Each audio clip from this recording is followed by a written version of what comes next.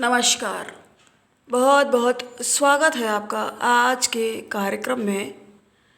आज आपके समक्ष उपस्थित हैं ये जन्मांक लेकर। देखिए, ये जन्मांक किनका है।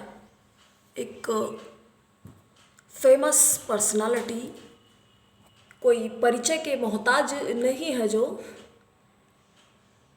कुमार विश्वास। इसके बारे में हम जानेंगे कि ऐसे कौन से प्रमुख योग हैं जो, तो हमें इसके बारे में इनका जन्म टाइम और ये कुछ जानने की आवश्यकता नहीं है, क्योंकि ये किसी दर्शक का न होने के कारण जो अपने विषय में जानना या पूछना चाहते हो, हम ये देखना चाहेंगे। इससे हम प्रिय दर्शकों ये जानने का प्रयास करेंगे कि इनमें ऐसा क्या खास बातें और क्या ऐसे योग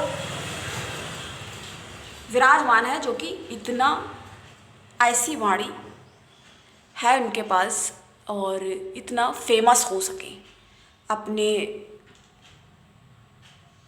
वाणी के कारण। देखिए, जैसा कि साफ लिखा हुआ है, लग्न इनकी बनती है मकर, राशि है मीन, और ये प्रखर बुद्धि और वाणी का योग बना हुआ है।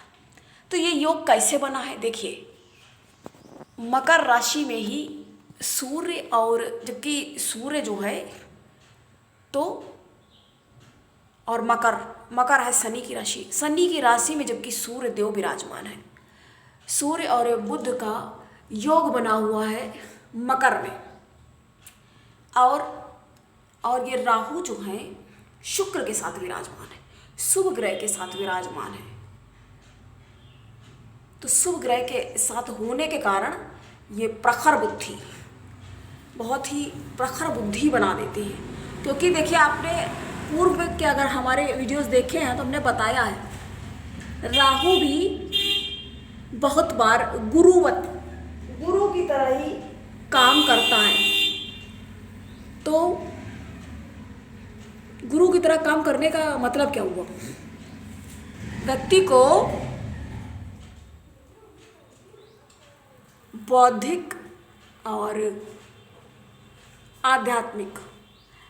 देखिए, आपने देखा होगा कि शनि से संबंधित जिसकी भी राशि या लग्न होती है, वो लोग थोड़ा दार्शनिक और आध्यात्मिक किस्म के हो ही जाते हैं, उस तरफ मुड़ ही जाते हैं।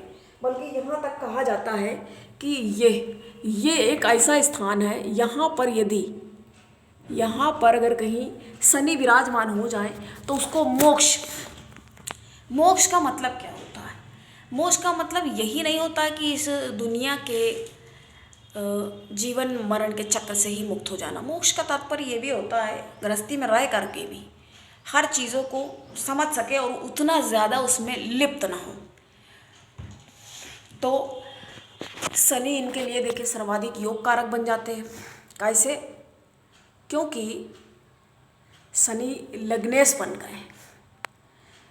मकर और कुंभ के लिए शनि जो है वो लाभदायक बनते हैं। यहाँ से तो अपनी भाषा से ही ये शत्रुओं को अपने दबा लेते हैं। शनि जहाँ बैठते हैं तो क्या करते हैं, सुखों में वृद्धि, सुख स्थान में बैठ करके सुखों में भी वृद्धि की हुई है। और गुरु की मीन राशि होने के कारण ज्ञान भी प्राप्त है। वो उनके भाग्य को देख रहा है, अपने भाग्य के दम पर, अपने ज्ञान के दम पर, ऐसे भी कहेंगे इसको कि अपने भाग्य में वृद्धि की, भाग्य को चमकाया। क्योंकि गुरु की दृष्टि में अमृत है, और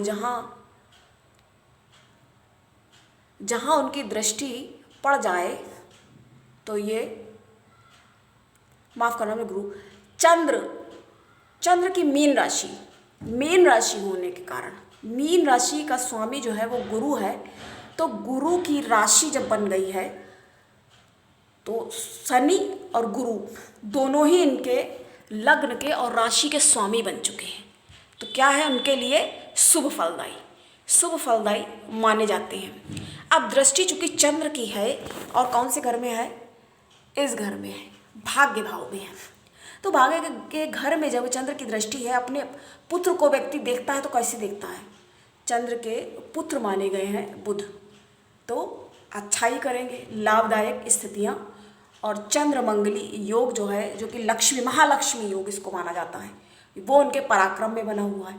तो पराक्रम में बनने के कारण, अपने भाग्य के बदौलत और पराक्रम में बनने के कारण, और वाणी चूँकि प्रखर वाणी, शुक्र जब इस भाव में बढ़ जाते हैं जहाँ पर ये विराजमान है, यहाँ यदि शुक्र बढ़ जाए या गुरु बढ़ जाए, कोई भी ये शुभ ग्रह और सौम्य ग्रह बढ़ जाते हैं, तो क्या होता है? बहुत अच्छी वाणी व्यक्ति को प्राप्त हो जाती है। और गुरु जो कि यहाँ पर कर्म क्षेत्र में, तो कर्म में जब गुरु विद्यमान है तो ज्ञान के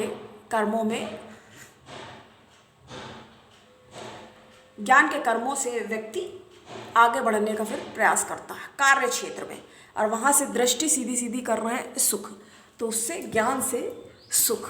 तो इस तरह से अगर समझेंगे तो देखिए कैसी बातें सामने आती हैं। हमें इसके बारे में बात करना था। तो ये प्रखर बुद्धि, चूँकि बुध और शनि में मित्रता भी मानी जाती है, अच्छी खासी मित्रता है, तो इसकी वजह से व्यक्ति बुद्धिमान बन जाता है। बुद्धिमान विद्वान बन गया, भाषा शैली भी अच्छी हो गई, तो फिर क्या होगा? सफलता प्राप्त करने में आराम और आसानी। तो आज हमने इन योगों के बारे में जाना। बहुत समय से कोई भी वीडियो नहीं अपलोड हो रहा था, तो आज के लिए इतना ही। जन्मांक विश्लेषण कई दिनों के पश्चात लेकर हाजिर हुए, और कैसा लगा आपको? इस जन्मांक के बारे में हमने बात की, जो कि हम लोग फेमस लोगों की बातें कर रहे हैं, फेमस पर्सनालिटी के बारे में बात हो रही है। तो आज के लिए इतना ही। नमस्कार।